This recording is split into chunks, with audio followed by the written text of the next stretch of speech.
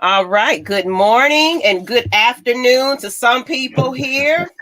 We have a special episode this morning. Atlanta Falcons Nation, we are meeting Atlanta Falcons UK. What's going on, Tara Artists? I see y'all already in the lobby. Good morning and afternoon. This is so weird. Like the times are different.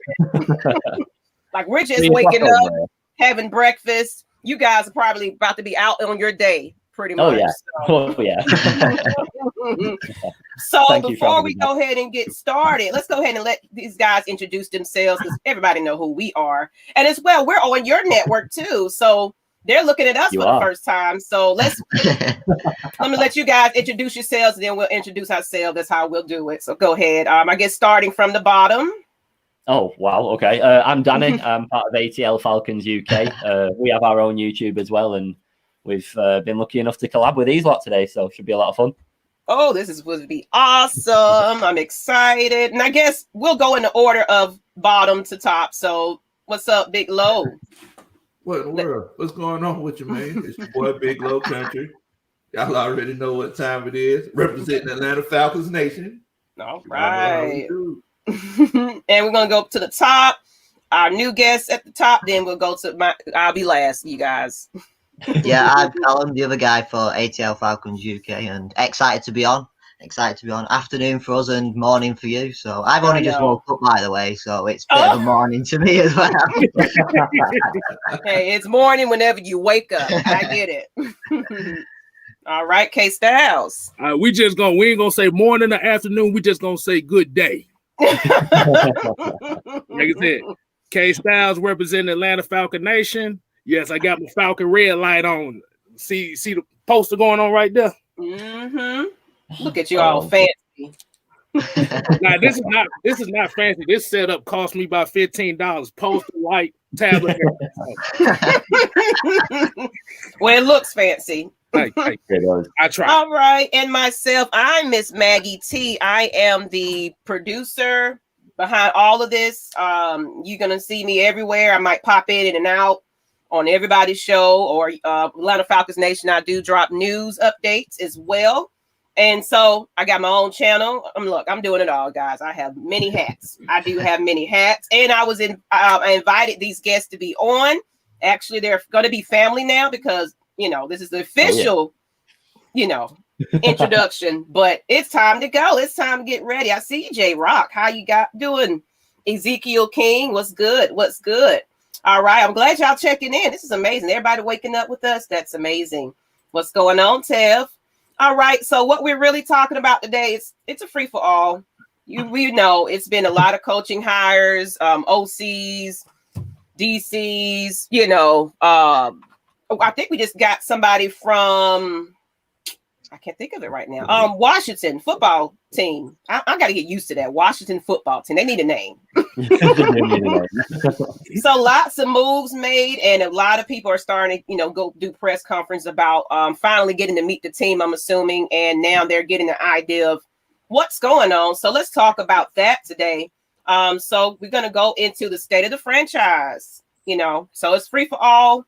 You guys run it, take it, however you want to start it. But I think I want to get into, these new coaching hirings.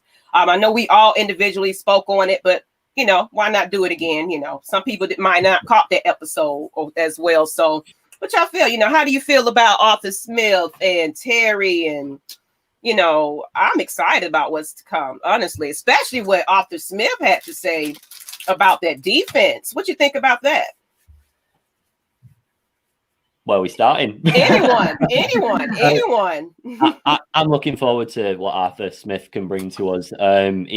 He's looks a little bit shaky in his press conferences, but it's early days, so I'll let him off because, first time as a head coach, brand new team and everything, so it's a lot to take in. But, he's saying all the right things. He seems pretty happy with what he's got so far. He's very clear in his direction that he wants to take us, so I've only got good things to say about him up to now. I think so. What do you think, K-Staff?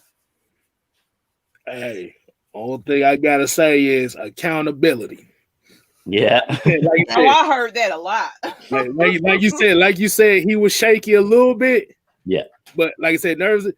it could have been no worse than the introduction of the Philadelphia Eagle coach. Now that was trash. I didn't see that. Oh boy, this dude was reading off a piece of paper and he was still struggling. Wow.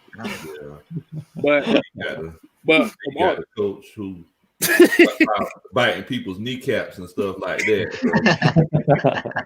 But like I said, what it sounds like to me is he's gonna bring this CEO mold that he grew up with. Yeah, like I said, since he started from the bottom, did his own path. Hey, the 3-4 is coming back to Atlanta, man. I can't wait. Oh yeah, and he did say he was gonna.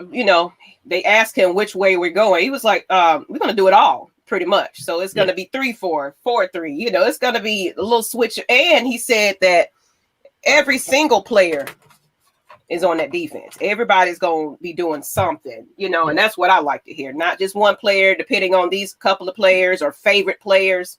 Yeah. Oh no, everybody, like you said, accountable for each other, because we need to be coming from every angle, getting to these quarterbacks.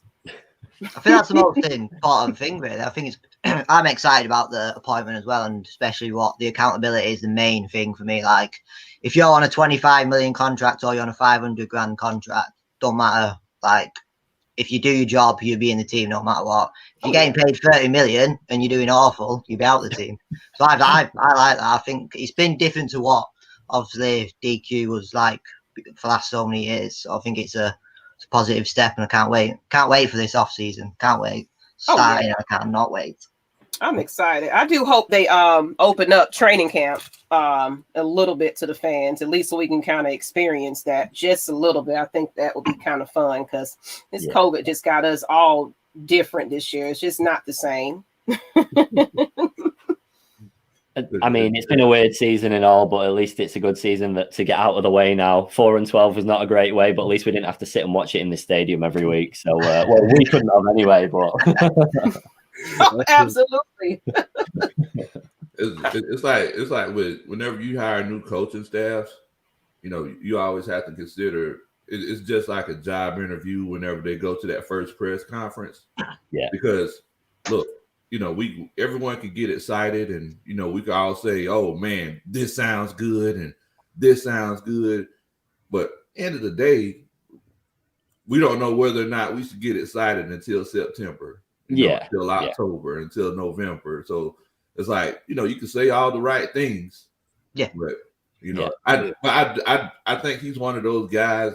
He feels kind of awkward, because I think you were mentioning it, Danny, that he sounded kind of shaky in the press conference. Yeah. But I think it was one of those cases where he didn't want to make all these grand proclamations like Dan Quinn did and, not live up to it kind of situation.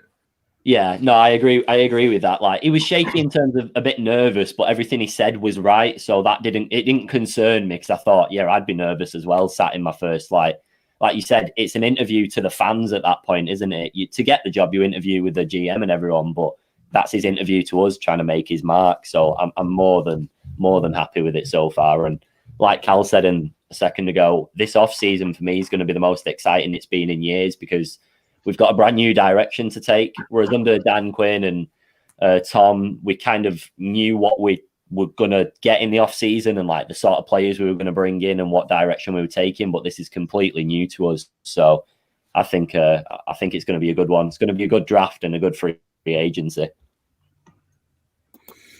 Well, yeah, cause I don't know about y'all.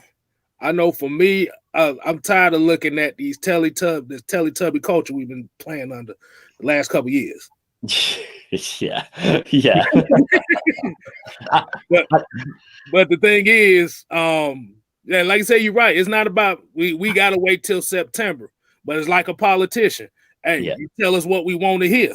Yeah.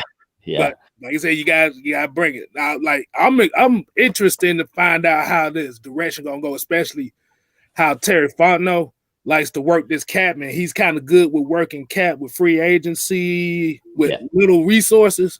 So that's where the expectation is gonna be pretty exciting, especially for me.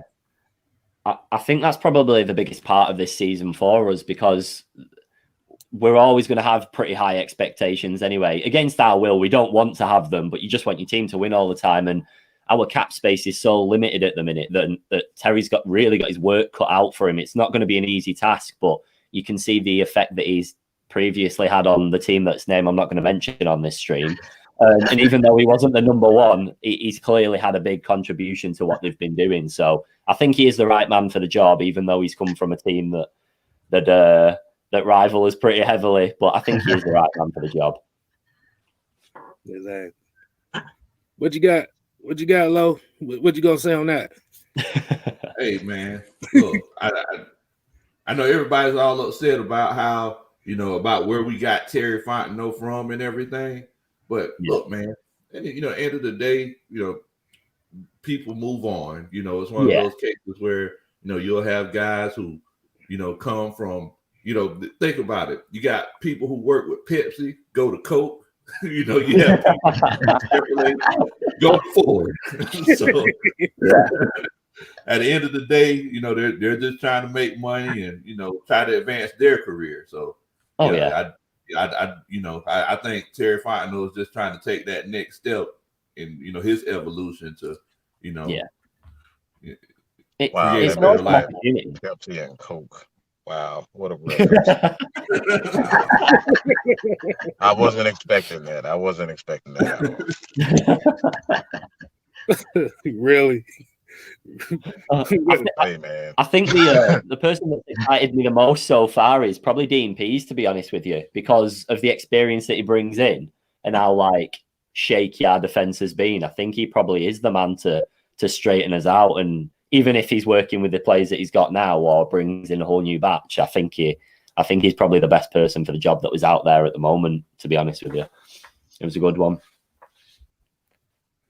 Yeah. I actually did a film study on Dean Pease last night on my channel on Big Low Country Sports, and we were just talking about that whole 3-4 defense and how they get pressure with confusion opposed to lining up in that 4-3 and 85% of the time who's coming. We talk about that a lot, Mike. Yeah.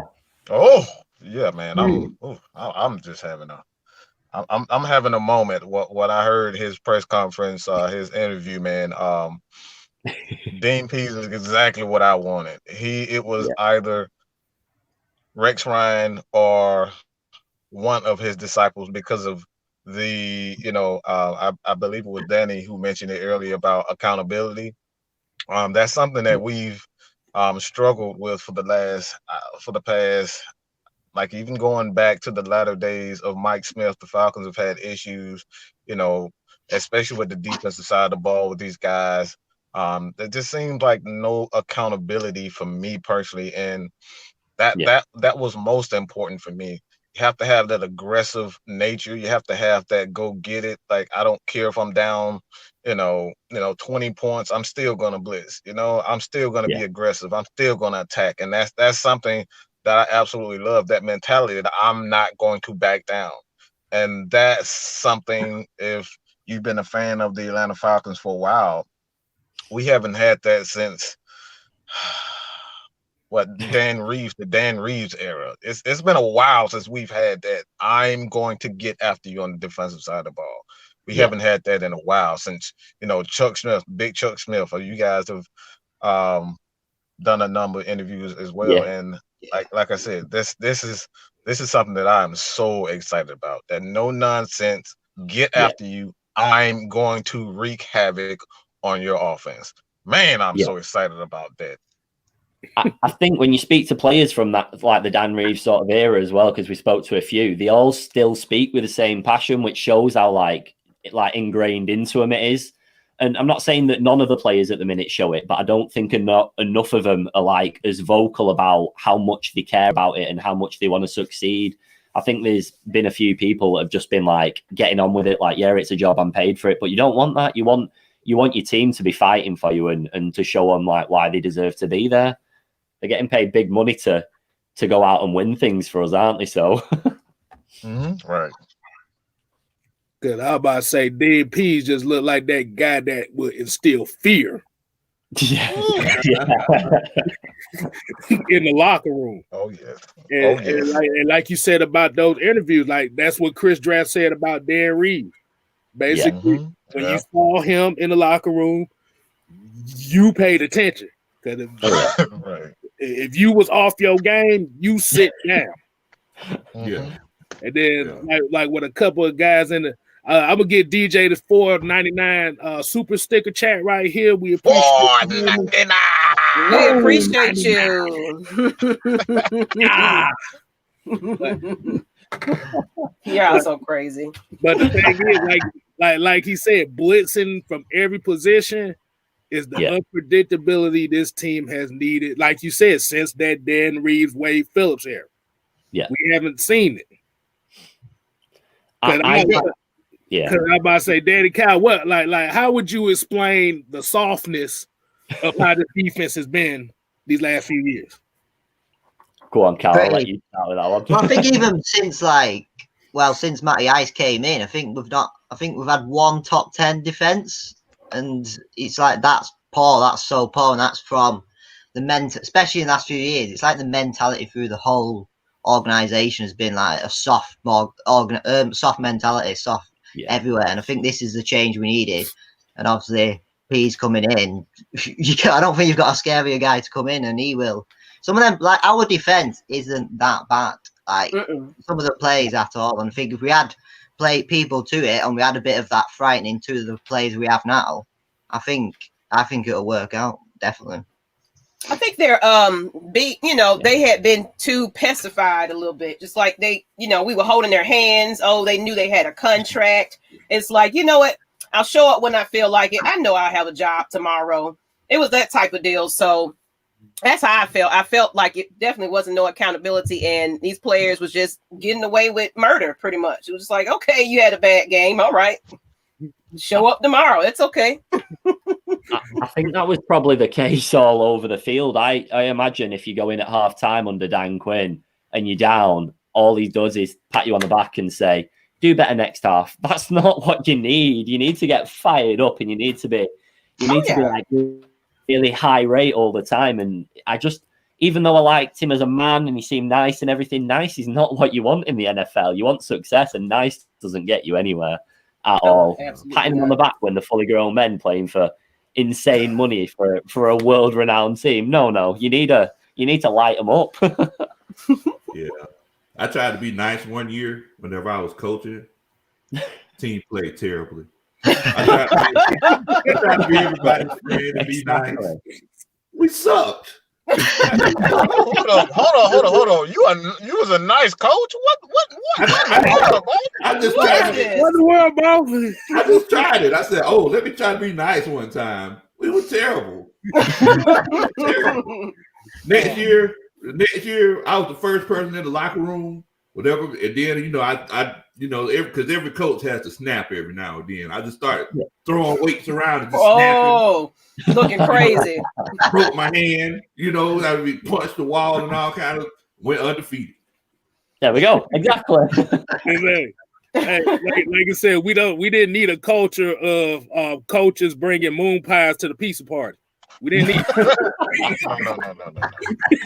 And I want to acknowledge this. Everybody is up with us this morning. What's really going on? You see the numbers are going up, and it's a great Saturday. UK guys. They excited to see the UK guys. Come on. Everybody, there's 72 people in here. Go hit that subscribe button on that channel, man. Come on, let's go. Please. Let me put that link in the chat. Y'all go ahead and subscribe to the guys. But please subscribe to them. Let's get to some of these comments, though. We need to sit players down when they're not playing good. Teach them a lesson if they're not going to play their best. From Archangel, I agree. 100%. You don't need a friend. You don't need a coach who's going to be a friend all the time. You need a coach who's going to be a coach, a boss. I'm your boss. Do what I'm telling you to do. Basically, don't fear me. Fear me. Kind of thing. Yeah. you need a coach. Oh, Mike. So, make them feel uncomfortable. Uncomfortable. That's it. Yeah, exactly. You need that sort of mentality where you think, if I don't play well now, somebody else is coming taking my position. And I don't think there was enough rotation under Dan Quinn. I think he got too comfortable with the players that he liked, and he didn't give anybody else opportunities. But those are the people, the ones that are on like the fringe of the team, that are going to perform the best because they've got the most to play for. They've got more to play for than the starters have. So I think that's something that we'll probably see more of this time around, because Smith's already said a few times that every single person's going to be involved and everybody's, like we said, accountable for their actions. So I think it's going to be like a lot more rotation in when somebody doesn't perform how they should be doing. Mm-hmm. And I'm seeing everybody's happy about our time. Someone said we're doing a reasonable time for a change. Okay. So maybe mornings are something that we need to do. A change. Hold on. Where are you in the world? That's what I want to know. It's 10 o'clock in the morning. Who's up at 10 o'clock in the morning talking this much? What apparently they're telling us they want to. Hey, that's a good thing. Let us know where you are watching right about now. UK, Australia. I know we got some Australia fans.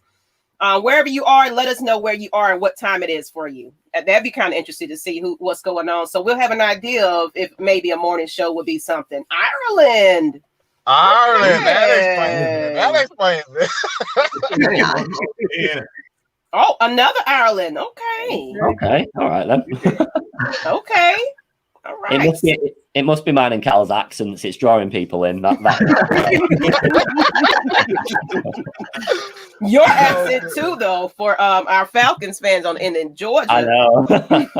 It's like, this is so amazing. Oh my God. Hey, Lo, they talking about they asking you where your moonshine at, like at 10 in the morning. Well, hey, you got moonshine, I got beer. So this is my breakfast. So I'm good. I got Coke today. Well, we don't know this is moonshine. It might be water and it might be moonshine. You gotta stop playing with these boys. It's in my cup, K-Styles. Well, we talked about these coaches just a little bit. I think we got an idea of that. Let's get into really what needs to happen with this draft.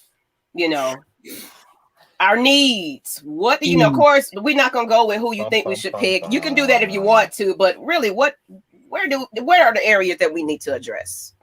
And I feel like honestly, music.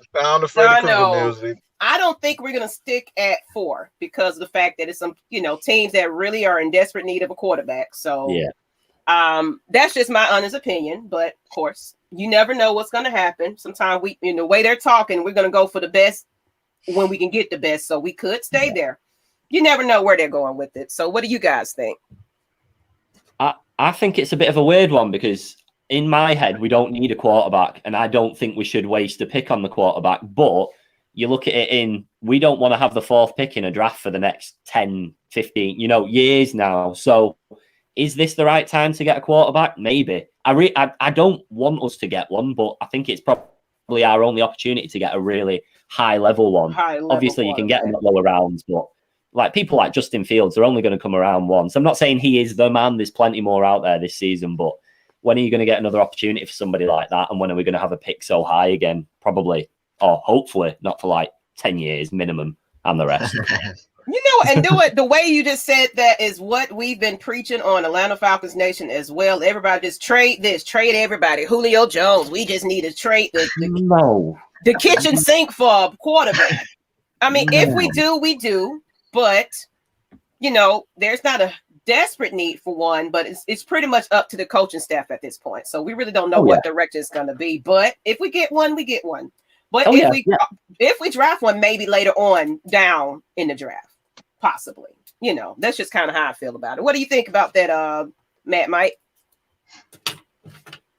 Cal. Let Cal go. Okay.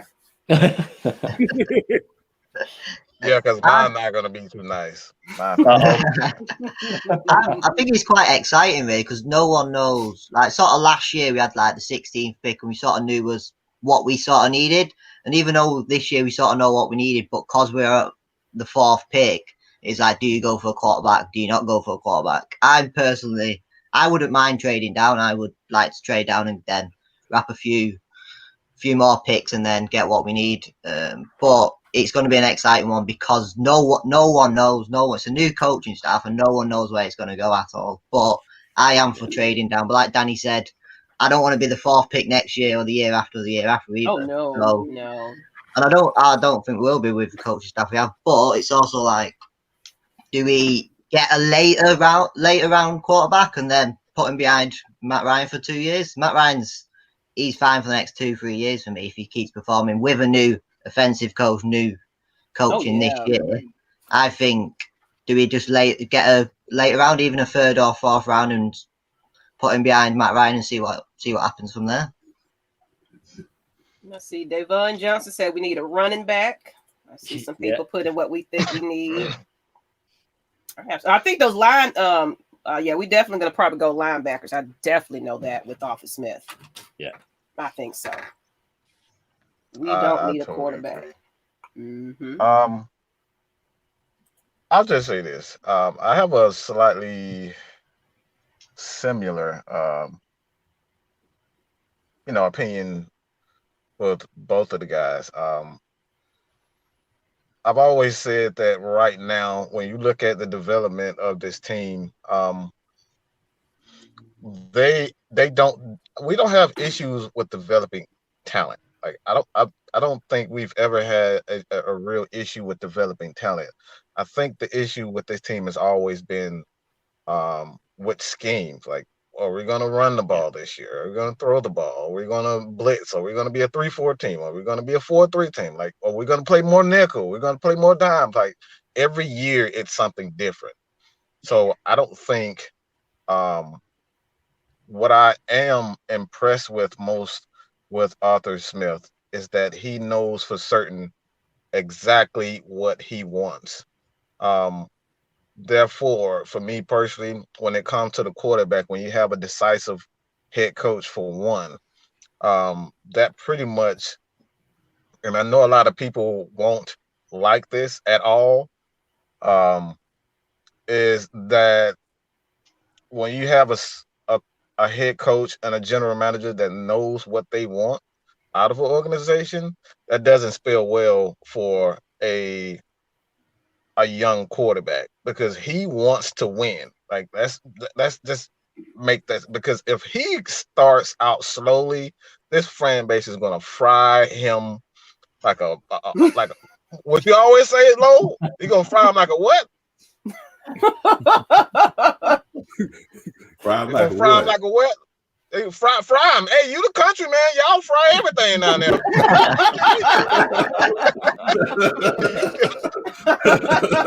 You gonna fry him. We gonna fry him like a bucket of fish heads? I don't know. Hey, he's gonna fry him, man. Hey, he's gonna fry him. But this fan base is a hostile fan base, and I just don't think we have the patience for a rookie quarterback, to be honest. And we've been losing. Like we've been losing for the past. I just don't think this environment and the fan base is patient for losing, and a rookie quarterback to wait 3 years for the rookie to, find his own. Because let's look right now. You look at Miami, Tua. I don't know how the hell you say his last name. I just call him Tua. But Tua in Miami, he's getting, like, they have no confidence in the guy. This dude hasn't started a whole season, and they're ready to get rid of him already. So our fan base is much worse. So you really think that our fan base is going to welcome a rookie quarterback? I just don't see it. So I think the best bet is to, still draft a young quarterback to kind of groom behind Matt Ryan, because the system hasn't been in place, hasn't been put in place yet. So, like, we don't know if Matt Ryan is going to struggle with Arthur Smith's like he did the first year with Kyle Shanahan. So it's so many variables when it comes down to, these quarterbacks, and having a young quarterback who hasn't been in the league. He doesn't understand the system. Arthur Smith, like, those are two things that, when you look at it, it doesn't sit well for a young quarterback. You have to have a veteran quarterback to, to kind of understand his system and, just set the tone for what we're going to see for years to come. So I don't think the Falcons should draft a quarterback based on what I just said.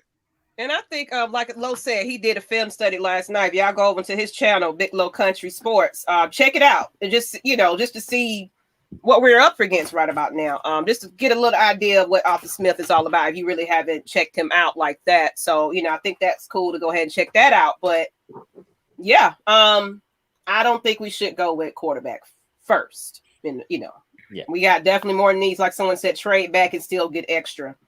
I can absolutely agree with that one. Yeah. I think it's one of these situations where one thing that everybody has to consider is that we're changing the landscape of this team. So as we change it, we can't look at this team like we did these past few years. So everybody said we need to get we need to get a defensive end. A lot of people are saying we need to get a defensive end, or a lot of people saying that we need to get linebackers. Yeah. If you watch that film study that we did last night, and you see that if you watch those Baltimore Ravens teams that Dean Pease coached up, and those Tennessee Titans teams, the thing that they had that we don't have is that big boy with that hot dog on the back of his neck. Right. The thing that they have that we don't have is the boy with the belly that's blowing up the cake out. That's what that's what we don't have. Like, we got some guys that are kind of big, but we don't got the 330, 340 guys that, cornbread fed. The cornbread fed, syrup sandwich, buttermilk drinking guys that, just country strong. Like we just don't have that. So it's like, whenever we talk about this draft, like there are a lot of positions that we could go with, but we need, if we want this defense to be good for a few years and change this culture, it all starts right in front of the ball. So like we need that game changer, like right in front of the ball, playing nose tackle to change the whole culture. If you change that, you change the whole defense. Yeah. Yeah. So basically, he's saying if his neck don't look like this. This is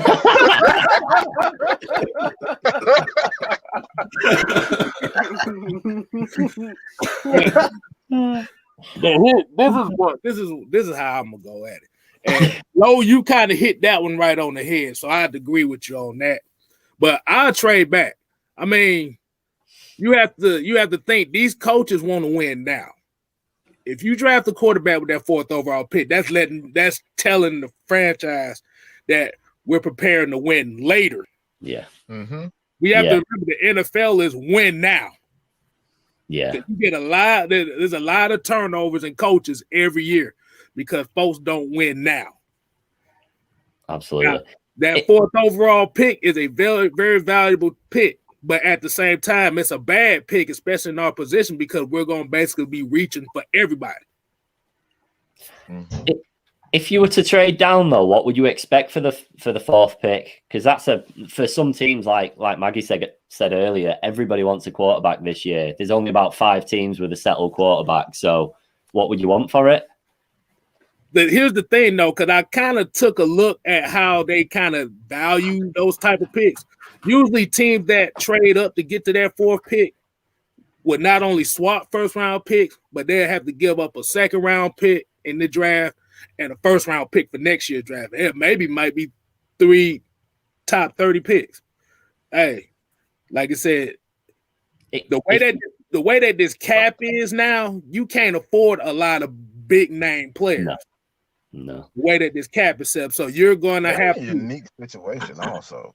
Yeah, they're in a unique situation where this is a young enough team where they can kind of, get a couple of picks. You don't have to get, at this point in time, you don't have to, take a team for everything that they got, because the Falcons have a young enough defense. You have Grady Jarrett, Deion Jones, Foye Oluokun. Those guys are very young. AJ Terrell is a young corner, as well as Isaiah Oliver, the offensive side of the ball. You have Calvin Ridley, who's due for contract. Hayden Hurst, he's young. These guys are very young. You can trade those guys to other teams to kind of get extra picks. So I think they're in a unique situation where they don't have to take a team for everything that they have. And that right there in itself is something that a lot of teams don't have the pleasure of having. Yeah. If you were looking at trading anyone, would there be anyone on our roster at the minute that you'd be willing to let go Calvin of? Ridley. Calvin Ridley. I've said this before. I just don't think he fits with Your this face. offense. Oh, I I said, nearly went then. I nearly went. I said it. People, like I said, I just don't think he fits with it. I could be wrong. All right, I could definitely be wrong, but I just don't think Calvin Ridley fits with this offense. Just with the type of receivers that what I've seen in the Arthur Smiths, as well as the Kyle Shanahan's offense. They're like bigger, more physical receivers, and like I said, I really like Calvin Ridley. I really do, but I just don't know if he fits Arthur Smith's scheme, because this dude is chicken. He's chicken shit. Okay, this dude is chicken. He does not like to get hit. He does not like to get hit, and that bothers me. Okay, that's just me. I do know what you mean. Like he dances for another 5 yards backwards, forwards, runs in circles and everything, rather than just taking the hit where he stands. But at the same time, he's got like pushing on 30 touchdowns in it, or like 25 touchdowns in his first 3 seasons, which is like insane by all standards. But do you not think with Arthur Smith being a pretty young coach that he'd like this is a new opportunity for Arthur Smith to think, oh, actually, maybe that could work in my system? And like spice it up a little bit, because you have a Julio on one side, and then you've got Ridley dancing around everyone like he does. I don't know what you want to call it, but he's not powerful. So you never know. It could work. It could work. In Atlanta, there's this road that goes from east to west. They call it the East-West Connector. And he's famous. Know where you going? He's famous for it. I already know where you going with that. Yeah, he's famous. So instead of running north to south, Calvin Ridley, he dances from side to side, just like you said. That's it. That's I don't know if you ever seen MC Hammer dance before. He does it right here when he goes from side to side. The tight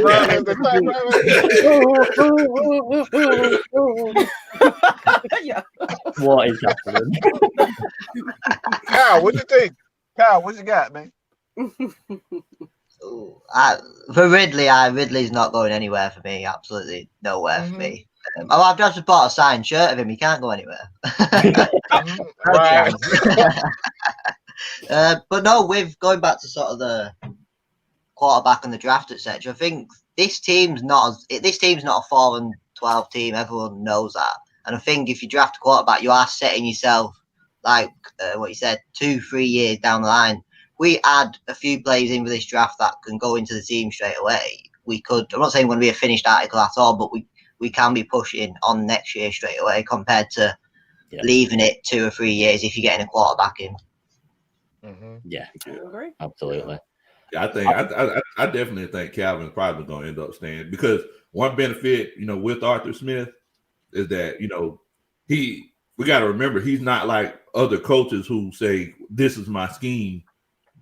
You need to, I need to get guys to fit the scheme. He'll coach based on what he has. Make them better. Right. Exactly. I like that. That's what I definitely heard in those interviews with him. He's like, I'll work with what I got and make them a lot better than they are. It's mostly based on the money. It's for me. It's just mostly based on money, because they've really tied a lot of their money in Deion Jones, Grady Jarrett, and you have Matthews, and at any given time they can decide whether or not to extend Chris Lindstrom, because he's madly in love with Chris Lindstrom. So it's for me personally, it's mainly. Because Calvin Ridley, he's on pace to break so many Falcons records, even from Julio Jones. Like, he's on pace to do some great things. So I'm afraid that he's going to pull a Odell Beckham Jr. or someone and ask for $200 million. That's what I'm mostly afraid of. I really hope not. I really hope not. The pain. Oh no. Yeah. Right. Just nipping up to a comment on the right-hand side. Someone said, "Do you think that Russell Gage fits the system?" And to be honest, I Gage is a weird one for me because I had really low expectations at the start of the season. I wasn't really bothered what he did. It didn't matter if he just played a few snaps and got a few runs, but he impressed me, and he loves a hurdle, and I love watching a hurdle because there's nothing better than someone just going, whoop. Very cool. Right. Right. And you guys can highlight comments as well. I'm just pushing them up there just as they go along. So you guys are welcome. You see something you want to highlight, please do. You're welcome to do so. Mm-hmm. He loves a good touchdown throw as well, doesn't he? So right. Yeah. He's our new quarterback. That should be all right. Oh, I did see a question way earlier back, but they basically was asking, and I think it's kind of been the talk. Should we, change this rise up slogan, this brotherhood thing, and what are your opinions on that? Do you think it's with this culture change, should we also change, how we, I think the brotherhood's gone more, hasn't it? I think I've not seen. I've not seen that as much since that's like Dan Quinn's actually gone. I think the rise up's not.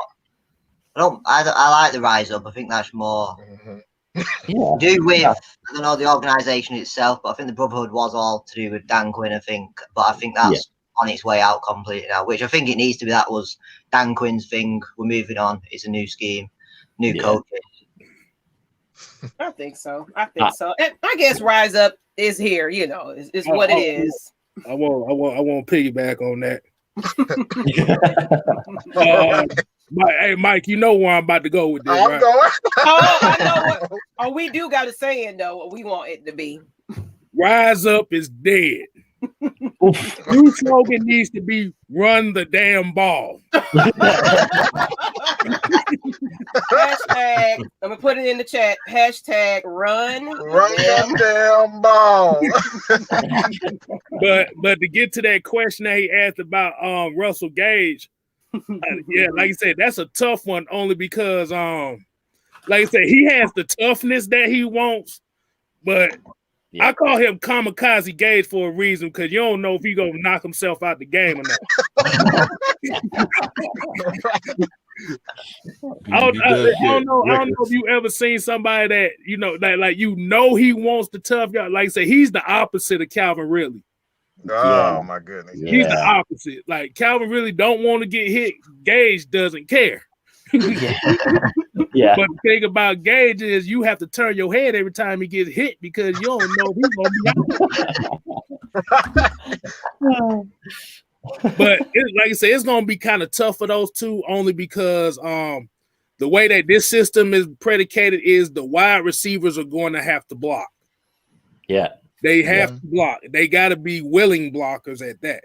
See, now a wide receiver, and Mike kind of made a point about this, and I think a few people did a few weeks ago about it. I wouldn't be surprised if they trade down to get Kyle Pitts out of Florida. Because that would be nasty. Because the only reason why I say that is even with the defense doesn't need that much work. Like you can get a space eater second or third round, which is really the key for this defense. But for what Terry Fontenot says is we're going to take the best player available, but we're not going to reach for a need. Yeah. So that's going to be the key right there. And then, like I said, you have a Kyle Pitts kind of where you say, Coach, a Janu Smith type of guy that he likes to use. Yeah, I see that. Yeah. Putting in motion, coming back through on that backside and things like that. Which I love. I love Janu Smith this year. He just wasn't staying healthy, but if we can run more of those two tight end sets, at the end of the day, guys, we think about it. That only helps out with running the ball more because you basically have, another blocker on the field. And one thing that I've seen with Arthur Smith is whenever he runs his offenses, it's not about overpowering people or just trusting what we put in place on Wednesday or on Tuesday in practice. Right, he actually makes those adjustments, and he gets a lot of his plays off of confusion. So and it's the same thing with that 3-4 defense that we're going to be running. So yeah, I mean, I'm excited, man. I'm ready to go. In the words of Dan Quinn, y'all, I'm fired up. I'm ready. Fired. And let me interrupt right here because I do see quite a few new people are watching right about now. And in case you don't know what's going on right about now, these are the guys from Atlanta Falcons UK.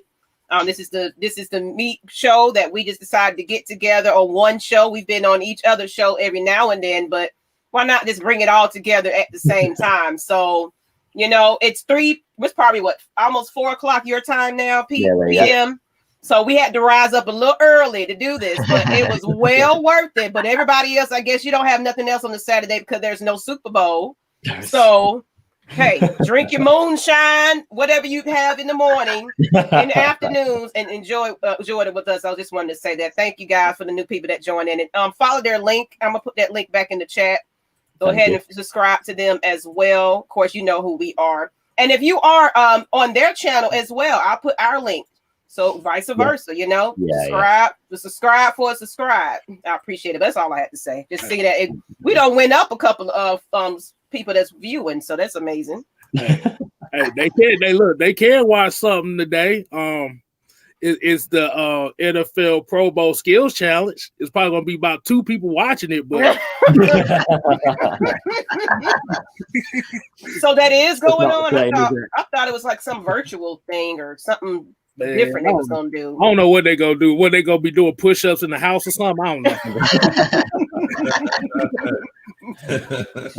It'd be Q kicking the balls into his garden or something like that. They're gonna be golfing and all that type of stuff. Here's my hat collection, everybody. This is the game-winning ball right here. You see this? They will probably be highlighting stuff. Maybe they'll do something different. Maybe like game highlights of what they did in the season. They'll do something, but it's going to be very, very weird and different. Oh, so different. So different. Yeah. So I'll check it out maybe. Just curveballing a little bit. Something I wanted to ask you all because I've been asking everyone that we spoke to recently. Because we're going to use the run game so much more than we have been doing. Are we going to draft or are we going to free agency one? Well, you broke up. I didn't hear it. I don't know if anybody else did. Well, then, I'll go again. Just in regards to a running back, do you reckon we're going to draft one or use free agency for it? Because our run games, it was terrible under Cotter, but that's his fault, not the player's fault. But I still think we need a big machine, and we just don't really have one that I see fitting the mold at the minute. So, is there anyone that you're after? I don't know who. Well, I do think it might be probably addressed in the draft. I believe so. I think that's going to be the case. But I haven't thought about who I'm going with because right now I just don't know what this identity of this team is going to be. So, like I said, I'm just going to watch and see what happens. But I don't have a person I've been targeting. Anyone else? You know what? That's kind of an interesting. I'm glad you actually asked that because the thing is, we actually have a couple caping running backs on the team that just ain't used. Yeah. Now, if your question is Todd Gurley going to stay? He might stay based on this is a type of offense that he thrives in as far as the outside zone run. This is a type of offense that he loves. See, we have to remember the dirt cutter, the farmer friend offense is predicated on throwing the ball down the field and taking chances, which is what this team is not built on. Yeah. But I'd literally try and avoid DK talk as much as possible. Nice. So that's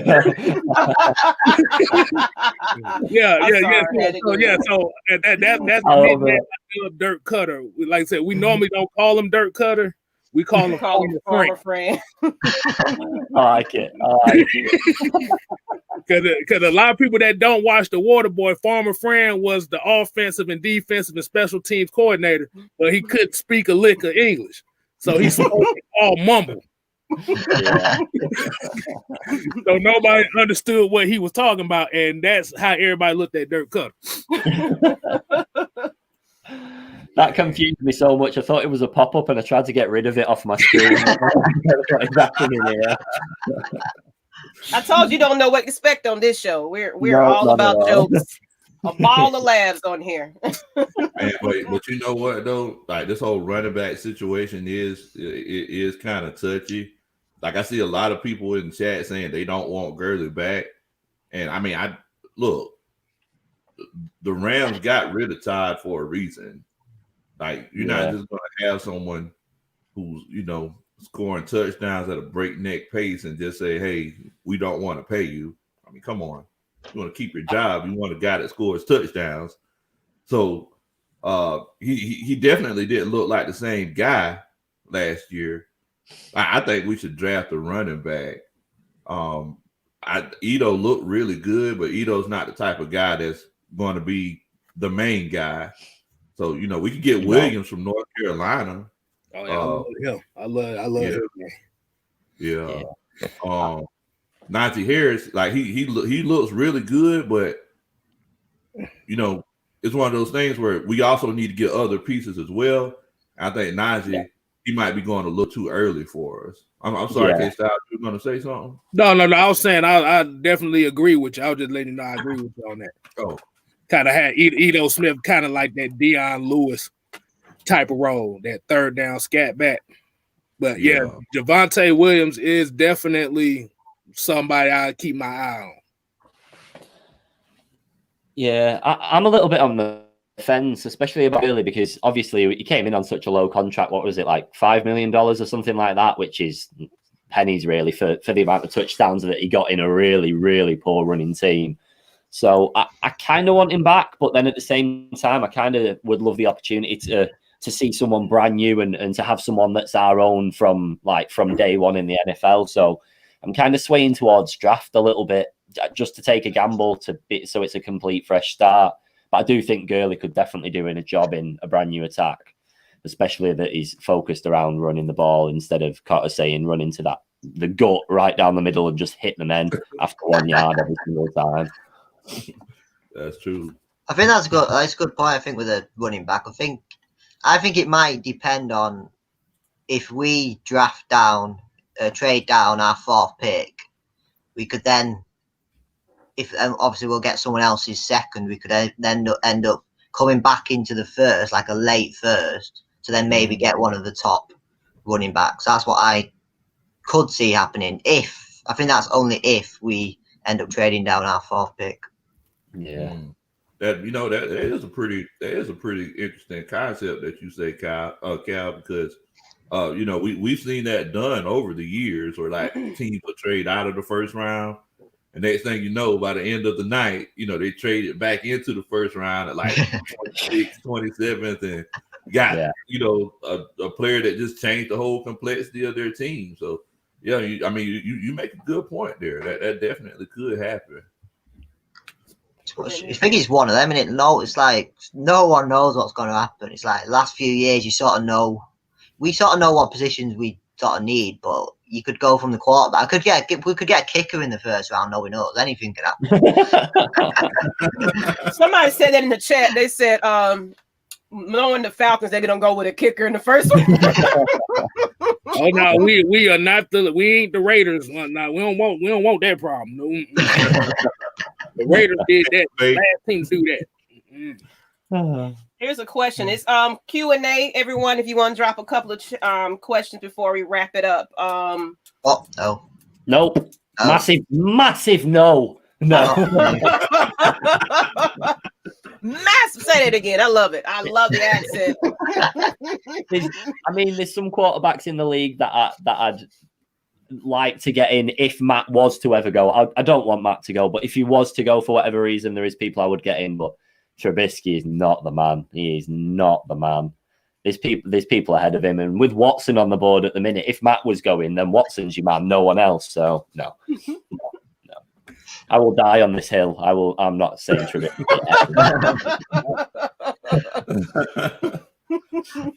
Somebody said, hell no. It feels you exactly. Hell no. To the no. That's great. That's great. What y'all got to get is Mitch Trubisky, man. Bro, I'm finna tell you right now what if you thought Matt Ryan got a lot of, you think Mitchell Trubisky stands a chance here? I think it's his name. That's what I think it is. I think whenever people say his name, they just want to say his name with disdain. That's what I think. I think people want to say it with positive inflection. They be like, yeah, like Mitchell Trubisky. Like Mitchell Trubisky. You have to remember, Mitchell Trubisky was picked ahead of Deshaun Watson and Patrick Mahomes in the draft. Yeah, he was.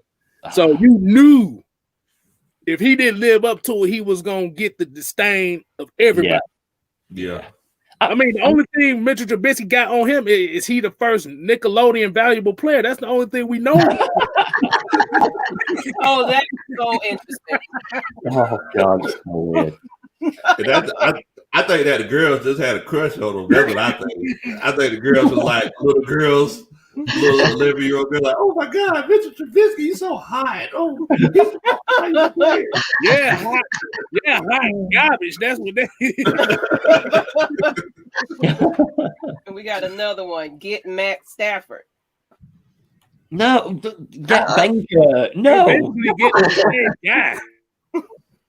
No, but I wouldn't take a gamble on anyone mid-level. If we were going to do that, we may as well use Kurt Benkert and just dink him out there because he's not going to perform any worse than anyone else, I don't think. So, again, I will die on this hill. I will stick to Matt Ryan and what we have. Unless we can draft Fields, then I'll take Fields. Yeah, I think a lot of people want Mitch just because not Mitch, but Stafford just because he went to UGA, University of Georgia. But we want all the Georgia players. Oh, get this one, get that one. You see how that worked out, right? Hold on. Another question. If Matt Ryan got this much hate and only missed 3 games, and Matthew Stafford is a possibility to miss at least 4 games a season, how you think fans gonna really take that? Even though he's a Georgia boy. That's what I'm saying. At the end of the day, these fans like these fans here in Georgia, they don't care if you good or not. If you don't entertain them, you're basically on the shit list. I got a question though. I got a question. Why do we call Matt Ryan Matt and Matthew Stafford Matthew? Like why? Like what's up with that? In my opinion, I don't know the answer to that question. You know what? Because we got so many Matts, we got a whole new Matt, Matt Pease. We just got Matt all on the thing. So you got to be a Matt. That's what I think it is. It's the culture of Atlanta. Everybody's a Matt. Hey, he looks good. He's a Matt. Put him on kicker. Look, I'm so sick of these Matts. We probably gonna draft another Matt in the Let's see. Let's see. It was Matt Ryan, Matt Bryant, Matt Gano, Matt. There was one more I'm missing. I'm missing one more. Shaw. I said that one. Okay. So about 4 or 5 Matts on the team. And we got a new Matt, Pease. So. I can't remember who it was. We got Matt Hennessy as well. Matt Hennessy. Yeah. Hold on. Somebody said it. Oh yeah, Matt Hennessy, Matt Bosher. But yeah, I take Matt Ryan all day because he's a single syllable name quarterback. Y'all know how I feel about single syllable name quarterbacks. They always perform better, in my opinion. Is that all we're running the draft off now? If they've got 1 syllable in the name, then we're all going to Well, look, they saying Trey Lance, and the 4 development behind Matt over Justin. Of course, they just been wanting that person so bad, guys. But of course, I don't think that's where we're going. But what do y'all think, Trey Lance? You're not going to take Trey Lance at 4, though, are you? If he came to you, I don't. Me and Danny are not that much into college football because we've not watched loads of it. But of what a lot of people have said, I don't think Trey Lance would be going at 4 at all. I think that'd be that'd be an awful move, to be fair. I think if you got him later in, like, say he came up in the second round, maybe, but I don't think I'd be taking him at 4 at all. No. Now his name is not Matt, so. It's a single syllable, though. Now I'll say that syllable name, so you never know, but it's not. A weekend morning podcast. Yes. Yeah. Yes, we are here. We're here because the UK guys, this is their time. You know, we was trying to figure out the best time to do this so we can be on the show. So of course we had to rise up just a little bit early. So I've been up since chatting with them since like 6 a.m. my time. Yeah, I was going to say, I'm sure it was even earlier because I was up at like 8 in the morning and you were still messaging then. So you were definitely up late. I was having a horrible sleep. I was just like, maybe I was anticipating this show. I don't know what it was, but I just was like, I went to bed, got back up. You know what? Let me get back on here. Hey, what y'all doing? Of course, you responding. So it's like, well, he's up with me. So I guess we just go chit chat until the show. That's pretty much how it was. Man. Yeah. I have to go on, mate. Sorry. Oh, I'm sorry. I was just going to say, old man 803. He was asking if we're live or this is pre-recorded. It's 11:07. And we live at the Rick right now. 11:07 Eastern time. So. Well, and while you're doing that, go ahead, since it's live, go ahead and subscribe to Atlanta Falcons Nation as well, because we're rolling on almost 700 subscribers right about now. Hey, and of course the UK guys, make sure Atlanta Falcons UK. Follow them on. I put the link in the description in the channel, so just scroll back up and find that. But give these guys some love as well, because you're probably going to see their faces again. But let's go ahead. I didn't want to interrupt, but since he didn't know it was live, I said just do a little plug here and there. Well, one thing I was going to ask actually is I don't know if any of you seen, but Big Ben said that from the Steelers said that he's not bothered what he gets paid in his last season. So he's willing to restructure his contract and everything like that. Matt Ryan to do that to give us a little bit more wiggle room. Would that be a feasible thing? I mean, they can do that. They can, and I know he's done it before. That's what I mean. Just with our such limited cap space and new GM and new coach and everything, a whole new project. Surely Matt wants to. He probably knows he's only got like a handful of years left in the tank. So surely he wants to surround himself with the best people. Like, I hate saying this guy's name as well, but Tom Brady did it. He's always had like a contract that barely affects the cap compared to what he was worth. But that's because he wanted the best people around him. So, I mean, I don't know if anybody's got Matt Ryan's number, but if you can do that, I'd really appreciate it. I think that also depends on like if we end up drafting a quarterback, then he'd be like, well, I'm not going to lower my wage, am I? I think it's one of them where it's got a lot of work both ways. Like, he's got to be known to be like, yeah, you're my quarterback for the next 2 years, 2-3 years even. So if you do restructure your contract, you're my quarterback for so many years. But it might work both ways, really. But it's a very good point. Like, obviously, a lot of people do it. I think it's a good idea, especially we're of course we always say it every year we want to go to the Super Bowl, blah blah blah blah. But I think this year the tone sounds just a little bit different. It's like we need to win now. So whatever we can do right now, because we're that team we had, that record we had, that wasn't us at all. We can at least contend. I mean, even based off the performances that we actually put in, if you minus the final quarters from all of the games, we were like 10-6 or something like that. So all we need is a little bit of stability, and I'm sure we can compete again. Oh, absolutely. But I can't decide whether we want it now, but is it realistic at the same time? I can't decide. Like I said, like Big Low said, we got to wait till September, to be honest. Yeah. And then you also have to remember you have a GM and a coach that got really good poker faces because they ain't telling you nothing. No. You gonna find out on draft day. But the thing about if you actually look at how this team played last year, we were 0-7 in games decided by 6 points or less. Ridiculous. Exactly. We had margins. They said we had the greatest point differential for a 4-12 team in NFL history.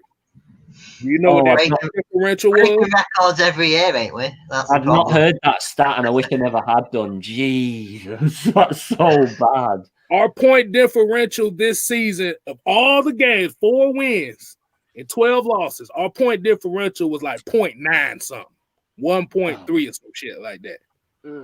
Nice. Sickening. But that's why we've got Peas in there to solidify us a little bit, and then a bit of work on the offense, and then Super Bowl. Hold me to it next season. And Big Low, you had a question right here. If we trade down to the 8th or 9th spot with a team and give them our 7th round pick this year, in return, we receive a 1st, 2nd, 3rd rounder and a 2022 first rounder. Your thoughts, Tony Wright? That is a big affirmative, Ghost Rider. We need to go ahead and do that. Yeah. Yes. If we get offered that. If we got offered that, I'd smack them on camera for it, Yes.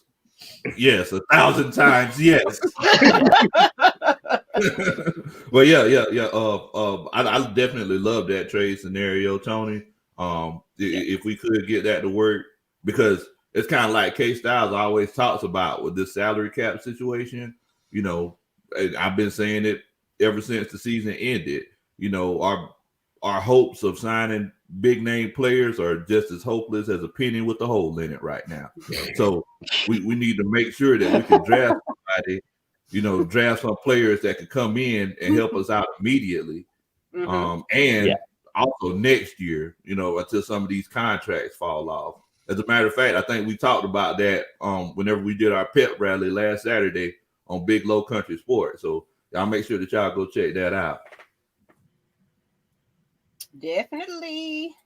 I think I saw another question. I was also trying to grab our link. Yeah, I'm sorry, I'm distracted. But I think I said someone else that said, let me pull that one up. Can we talk about the rookie season of Davison out of Auburn and how disappointing it was? I'll take that one first. Go on. I can't really judge it because he's been out half the season. Yeah. With injuries and COVID. Like I said, he done had some spots to where he looked effective, but said that comes down to he ain't had enough playing time to really judge. Absolutely. Now we could say that next season. Yeah.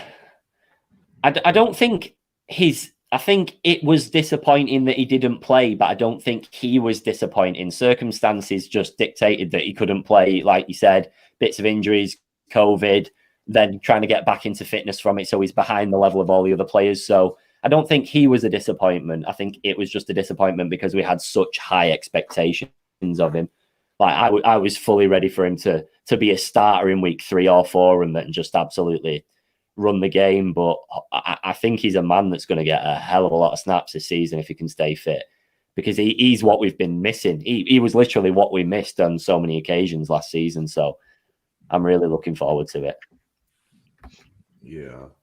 And, like we've been saying earlier with the coaching, like players just weren't in the right position to make plays. So whenever he did play, was it, were they coaching them, teaching them the proper techniques, like hand placement, the way to take his steps to get to the quarterback? Because this isn't Auburn anymore. Like, you're not playing against Kent State. You're playing against guys who, and I think that's what a lot of people fail to realize, especially with that they want to draft up for these quarterbacks. This is a whole different league than college, So, there's been some bust at quarterback, very high picking like that. So you never know what goes on with these people. Yeah.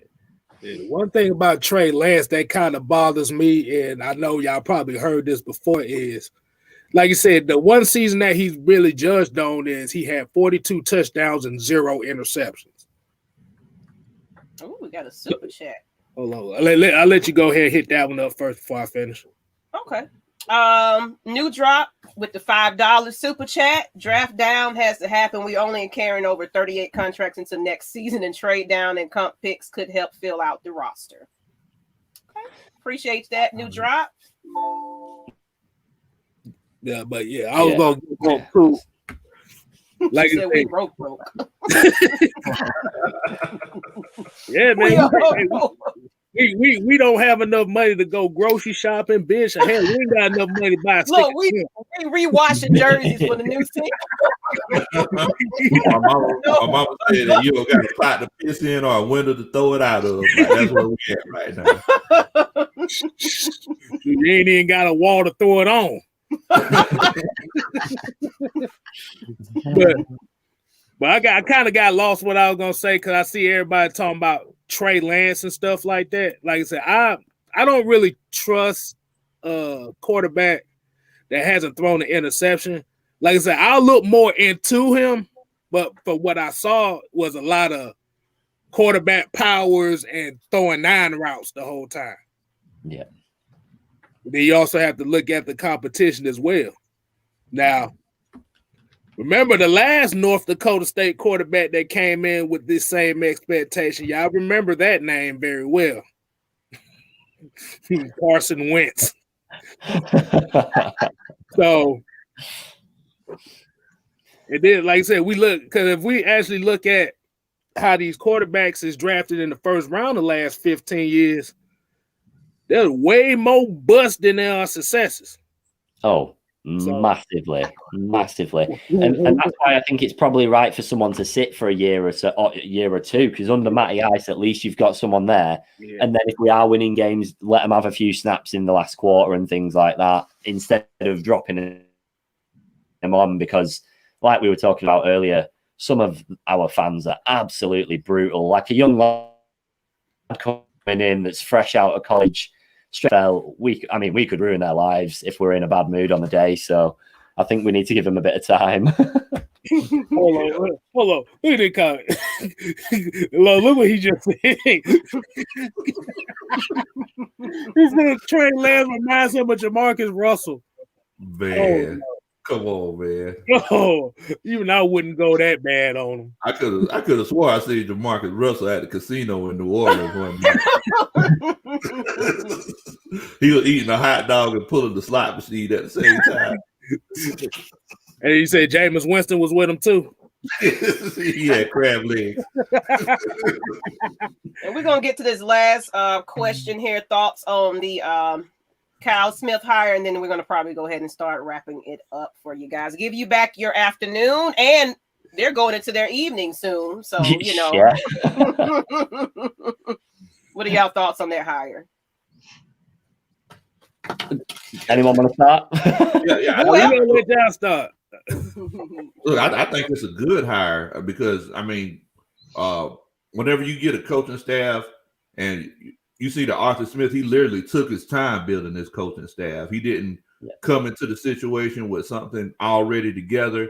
I don't know if y'all remember when Dan Quinn came, like he had that staff put together whenever they came over to Atlanta. But it's like Arthur Smith, he actually looked at the team first. Yeah. Then he made his decisions on who he wanted to bring in. So, and he's bringing people in slowly to adapt to the coaching staff that he already has. So look, all these guys that he's hiring, I love it. Now, you know, Dean Pease, you know, he does have his AARP card. He's a little old, but you know, he's definitely, you could consider that experience because he's almost twice as old as Arthur Smith is. Oh, yeah. So he's going to be teaching Arthur a lot of things. So yeah, I mean, I definitely like it, man. I definitely. What do y'all think about it? There's actually not a player on the coaching staff that I'm gonna like be negative about in any way at all. I think Kyle's probably done a pretty good job where he's been at Washington, wasn't it? So I can't really knock any of them. We've not seen them do anything with the players that we have at the moment in time. So I'd never be like negative about because someone's name or what they carry from another team. I'm more just looking forward to what they can do with the players that they've got at their disposal now, because I know that every single one of them is just going to be sat there watching tape for months and months on end now, trying to piece together what they can do with our players. So, no, I'm happy with it. I'm definitely happy with it. I'm sort of saying with Danny, really. I don't think there's much else to say from it, but I think, yeah, everyone who's came in is obviously It's going to be a new team, everyone's new, basically new GM, new coaching all over. I think the fans have just got to sort of get behind every single one. They've not even done anything yet. They've only been in the building a couple of weeks. Just another 6 months to the 6, 7, well, probably 8, 9 months. This off season's way too long. But I think everyone's just got to get behind the team, and everyone who's coming in just get behind and just enjoy it. It's going to be a roller coaster 8 months, but it's going to be an exciting one either way. Oh yeah. I'll tell you what, let me ask y'all something. What did y'all see whenever Arthur Smith and Terry Fontenot met on the field? Did y'all get it? What did y'all think about that? Honestly, for me, that was like a film moment. I was like, I got hyped. I got really excited. I just thought, oh my God, I'm going to see that scene on the Super Bowl field in a few years' time. Whoa! Did he just say that? Did he just say that? Spaghetti-O. With confetti coming down and. I like that scene. I like that. Yeah, we've got a lot of confidence in the team because nobody else does. So we've got to pretend. Right. Hey man, this man making me fall in love with you, man. We're gonna have a bromance going on. A bromance, okay? I'm here for it. Here's another one. Someone asking, "Are we live?" I guess they're not used to us being on at this time, and that means if you haven't been paying attention to our Saturday morning shows during the season. So now you know that during the season, we do have Saturday morning shows around 11 a.m., but maybe we need to push it up to 10. So we are doing this. It was something new that we started, so maybe it didn't catch on, but we do try to come on 11 Saturday mornings during the season. So check it out. Maybe we might start doing this a little bit every now and then, since it's the off season, there's really nothing else to do. So We'll do a 24-hour live stream with you all. That'll be I'm sure. Oh yeah. Oh man. Oh my goodness. I'm ready for it. I'm ready. I know. Wake up, go to sleep, get back up. Y'all still talking. I was about to say, if this was a 24-hour live stream, boy, we'd be getting kicked off of YouTube. I'm just saying that. As much cussing and stuff we gonna be talking about 24 hours. You start getting bored, you start dancing and let's play videos and let's do this, film study this, and that'd be hilarious. But let's go ahead and wrap it up, guys. We call this the 2-point conversion. Just pretty much you can promote yourself or say whatever you want to say at the very end, but we don't gave you guys an hour and almost an hour and a half. So let's just go ahead and we definitely appreciate you guys for joining us, and it's definitely not going to be the last time. Oh no! Thank you for having us. It's been a lot of fun, and I was a little bit nervous at the start, but all we've done is laugh. So definitely do it again. Oh yeah, like at first you got to get to it, got to get the feel of everybody because it's like But like I kept saying, they're the UK version of us, pretty much, because you guys rock, man. Seriously, I love watching you guys show. It's like I said, it's really just a UK version of what we do at AFN, man. I've been watching you guys for a while, and can you hear me? I sound like goddamn Darth Vader with this damn thing.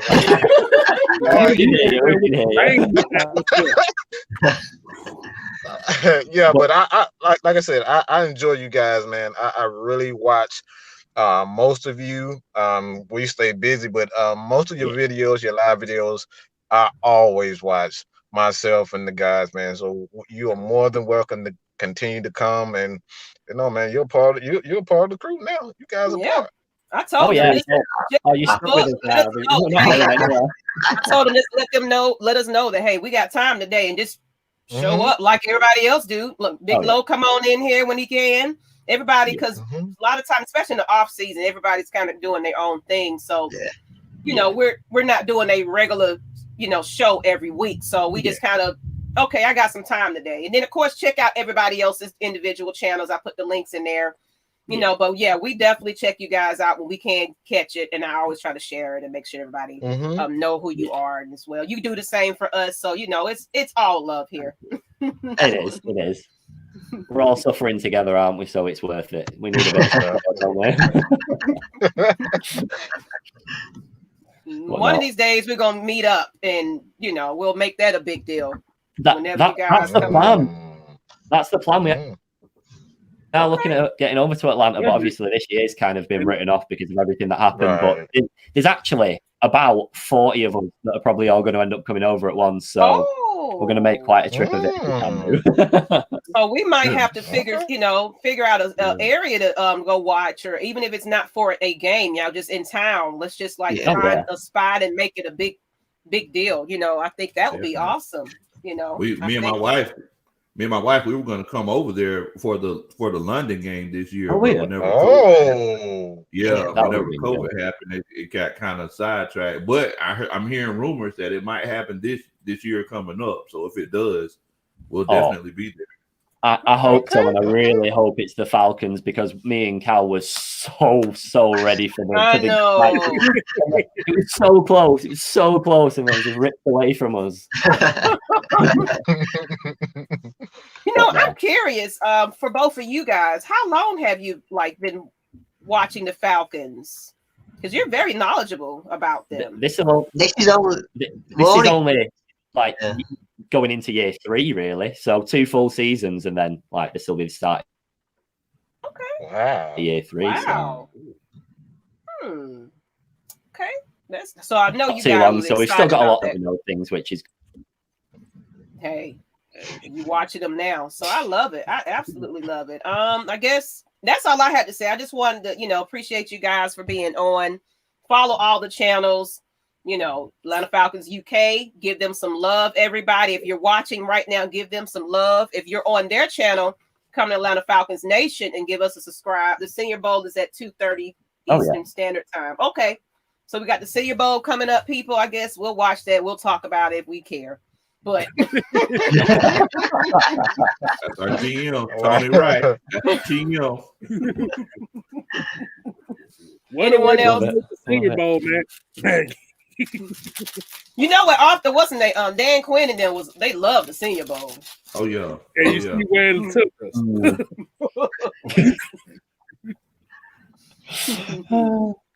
That's all I got. Anyone else? Or we can go ahead and wrap this up. I tell you one thing, man. I need y'all to do a country boy a favor and subscribe to Big Little Country, man. Definitely. There is a ton of links in the chat, so just go get to subscribing, everybody. Just get to subscribing. It's with away and just let us know that you did so. We'll appreciate that. But I guess we'll go ahead and wrap this up and get on out of here. No, y'all wasn't used to a Saturday morning show. What's up, K-Style? You had something to say? Hey, look, I was gonna promote myself too. I was waiting for you. Y'all got quiet. I'm waiting on Low. You just jumped on. I like giving her a hard time. It's just fun. But basically, we appreciate everybody joining in with us. We appreciate the UK guys joining in with us. Oh man, this was amazing. This was great. This was best of what they say. This is the best of both worlds. It is. Yeah, absolutely. But basically, make sure y'all subscribe to the Atlanta UK. Make sure y'all subscribe to them. Please, because we're so low on subscribers. We're so new. But you're growing. We got you. We absolutely got you. We're going to make sure that you get shared everywhere we can put you. So, look, just keep showing your face. Show up. Let us know. Hey, we need some subscribe. We're going to get on the show today. Okay. Come on. Oh yeah. We'll be all over it now. We'll be all over it. Like you said, there's nothing better to do in the off season, so a show a day sounds like a good plan. Hey, that means I got to get up in the morning. But yeah, we can do it. I love it. Why not? He said biscuits and butter. Is that one of you guys? Honestly, I don't even know what biscuits and butter means, so I don't even know if that's a reference to us. No idea what that means. Biscuits and butter are the best invention before sliced bread. You can eat biscuits and butter with anything, Bo. Oh yeah. Yeah. I know over there biscuits or cookies. But Yeah, over but here, that's biscuits are a handful of heaven. That's what biscuits are. That's what I was going to say, because a biscuit to us is a cookie to you. So I don't. Well, a cookie and a biscuit are the same thing over here. So what on earth is a biscuit? Like, what is a biscuit? So to you? So a biscuit it's doughy and it's bready. You can use it to eat meat with it, meat, cheese. You can put syrup on it. You can put jelly on it. honey.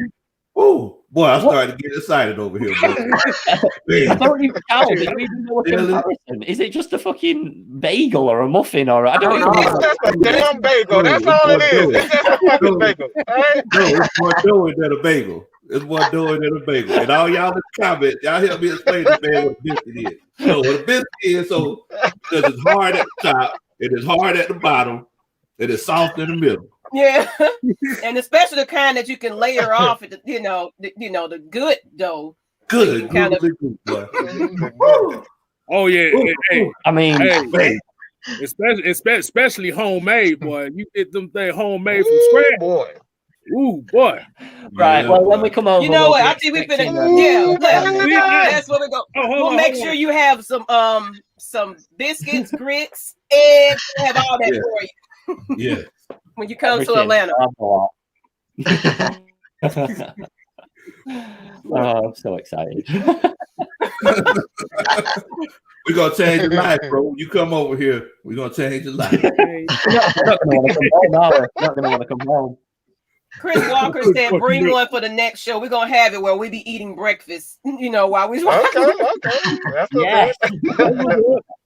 I think we should do some morning shows. I think this is a great idea, people. So I think we might be working on something, Oh, yeah. So, but on that note, is that my saying, or you just said on that note? That is my signature saying. But on that note, that means it's time to go. Let's get out of here. It's 1:30, and I appreciate everybody that's tuned in. There was so many people watching today, so I appreciate that, guys. So.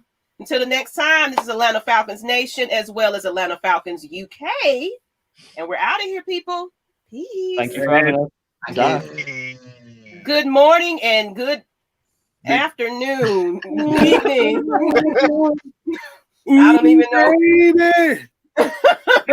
Jeff K. Style. You did Had to